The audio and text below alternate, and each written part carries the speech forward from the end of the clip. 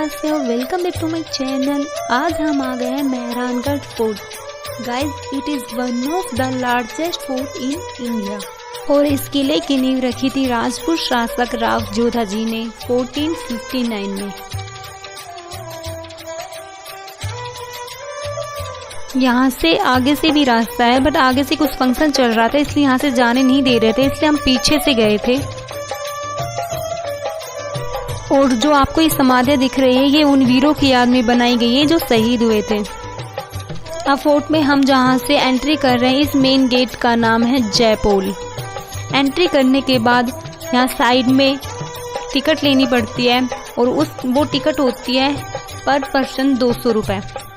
और मैंने जैसा कि इसमें सारे डिटेल्स में दे दिया, सब लिखा होता है वहाँ पे कितने क्या किसके चार्जेस हैं। लिफ्ट से जा सकते हो सीधा 12 फ्लोर पे, जिसके एक्स्ट्रा 50 रुपये लगते हैं।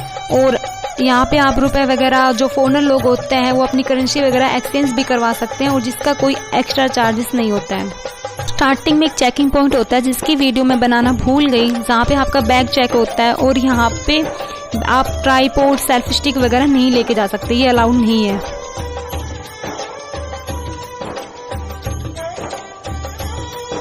आगे चलते हैं तो यहाँ सेकंड गेट है जिसका नाम है डेढ़ कांगड़ा पुल, जिसे लखन पुल के नाम से भी जाना जाता है। इसकी दीवारों पर आज भी तोप के गोलों के निशान है जो 1808 में युद्ध के दौरान लगे थे। एंड यहाँ पे कुछ लोकल आर्टिस्ट भी होते हैं जो आपका वेलकम करते हैं।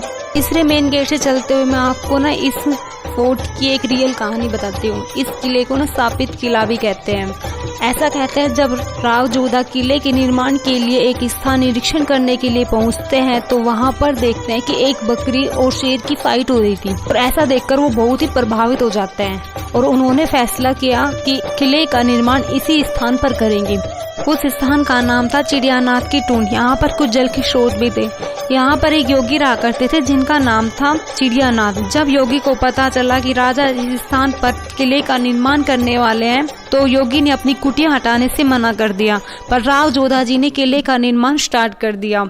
ये सब देखकर योगी को गुस्सा आ गया और अपनी कुटिया बर्बाद कर दी और उन्होंने राव जोधा जी को श्राप दे दिया, जिस पानी की वजह से तुमने मेरी साधना भंग की, वहाँ का पानी तुम्हें नसीब नहीं होगा। और ऐसा ही हुआ, जोधपुर में पानी की कमी आ गई। फोर्थ मेन गेट है, इसका नाम है लोहा पुल। इस पर जो लोहे के हाथ बने हुए हैं, ये उन रानियों के हाथ के निशान है जो सती हुई थी। वो कहानी बता रही थी, वो मैं अब आपको बाद में बताती हूँ, बहुत ही इंटरेस्टिंग कहानी है। हम जा रहे हैं, इस प्रवेश द्वार का नाम है सूरजपोल।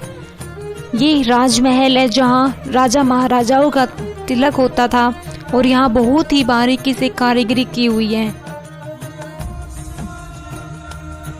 अब हम जा रहे हैं हाथी ओदा खाना। हाथी ओदा मीन्स राइडिंग सीट, जो एलिफेंट की बैक पर रखी जाती थी, जिस पर राजा और महावत बैठा करते थे। ये सोना चांदी की बनी हुई है। अब ये है पालकी खाना। रॉयल फैमिली के लोग इनको यूज करते थे। ये कुछ डोली भी है। ये हुक्का है पुराने जमाने का। नेक्स्ट है दौलत खाना चौक। ये पालकी प्योर गोल्ड की बनी हुई है। प्योर गोल्ड का वर्क किया गया है इस पे। और यहाँ पर बहुत सारी चीजें हैं। महाराजा अजीत सिंह की तलवार, मुगल बादशाह अकबर की तलवार, इसी के साथ साथ बहुत सारी पुरानी ऐतिहासिक चीजें हैं यहाँ पे।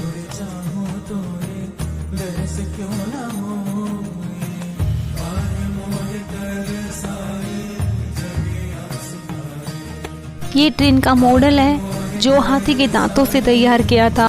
यहाँ पर इसके साथ साथ देखो ताला चाबी है, बहुत सारी चीजें हैं ऐसी। कॉइन्स है मुगल सम्राट का, अलग अलग सम्राट का यहाँ पे कॉइन्स है।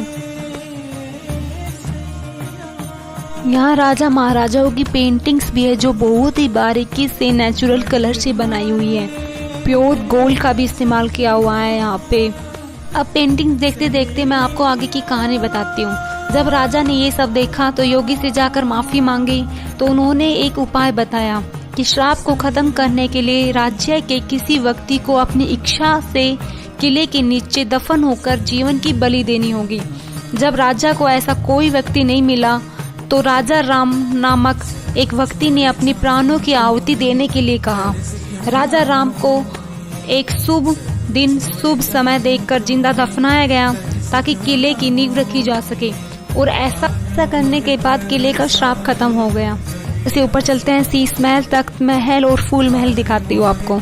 यहाँ पर ऊपर कुछ टेंट्स हैं। जब राजा महाराजा शिकार के लिए कर जाते थे तो वहाँ पर ठहरने के लिए इनका इस्तेमाल करते थे। कुछ कारपेट भी है जो वहाँ पर बिछाते थे वो।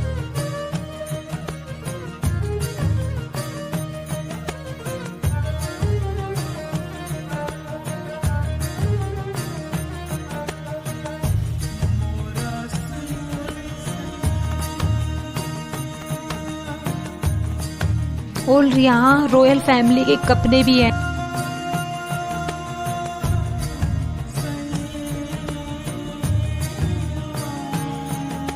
और ये है शीश महल। यहाँ कांच की कारीगरी की गई है और इस पर जो चित्र बने हुए हैं वो धर्म संस्कृति को देखकर बनाए गए हैं। भगवान शिव, कृष्ण, ब्रह्मा, इन सब की तस्वीरें बनाई हुई है यहाँ पे। ये महाराजा अजीत सिंह का शयन कक्ष हुआ करता था। 1679 से 1724 तक जोधपुर में शासन किया था महाराजा अजीत सिंह ने। इस पेंटिंग को देखकर ना मैं डर गई थी। ये है फूल महल। इसका निर्माण महाराजा अभय सिंह जी ने करवाया था। यहाँ प्योर गोल्ड का वर्क किया हुआ है। इसे नृत्य कक्ष भी कहते हैं क्योंकि यहाँ दरबार और नृत्य होते थे।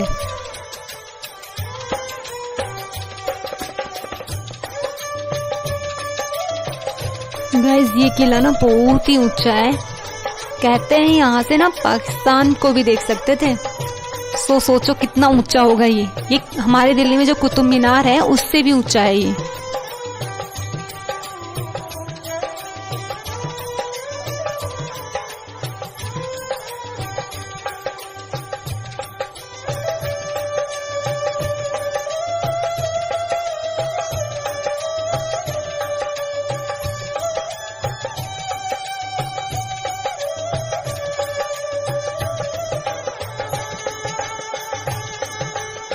पर अस्त्र शस्त्र रखे हुए हैं।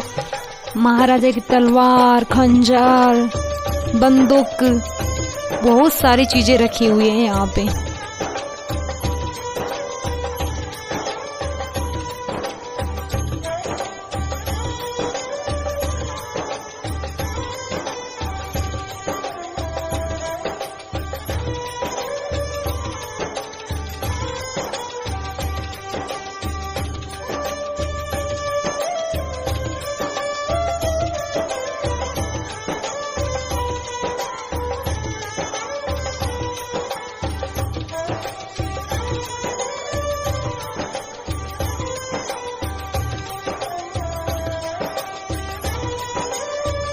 ये है तख्त महल। महाराजा तख्त जी ने इसका निर्माण करवाया था और उनका रहने का स्थान हुआ करता था ये, जिनका शासनकाल 1843 से 73 तक रहा था। जोधपुर के आखिरी शासक थे वो। जोधपुर के मेहरानगढ़ किले में रहे थे जो। इसको ना ट्रेडिशनल चीजों से बनाया गया है।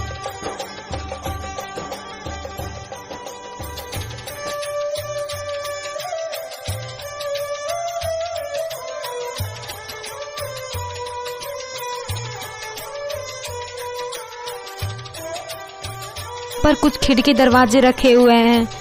इनमें भी सोने की कारीगरी की गई है बहुत ही बारीकी से।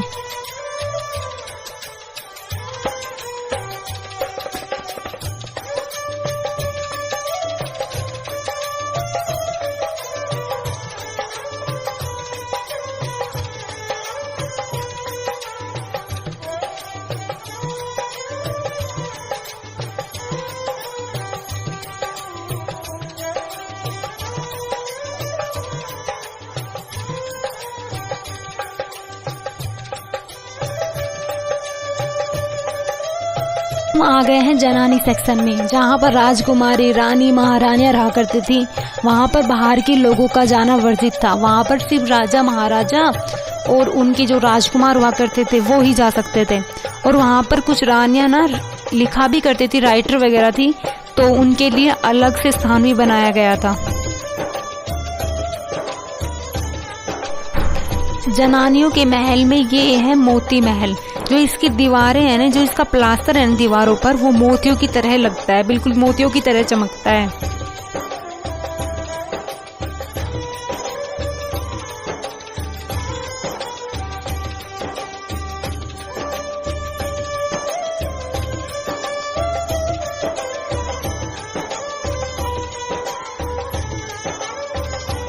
यहाँ पे म्यूजियम है जहाँ पे मोबाइल चलाना अलाउड नहीं था। ये है क्राफ्ट बाजार जहाँ से आप सामान वगैरह खरीद सकते हैं और म्यूजियम से भी आप खरीद सकते हैं। और यहाँ पे ना ये भी बहुत बड़ा महल था, इसलिए हम सारे में नहीं जा पाए क्योंकि हमारे पास इतना टाइम नहीं था कि हम सारे में जा पाते। मेरे साथ तो हमेशा ऐसा ही होता है, टाइम ही नहीं होता है। गाइस यहाँ पे हर जगह ना लोकल आर्टिस्ट बैठे होते हैं, आओ तो वेलकम और जाओ तो वेलकम। प्लीज बताना मेरा ये वीडियो आपको कैसा लगा and thank you so much, keep watching, bye bye.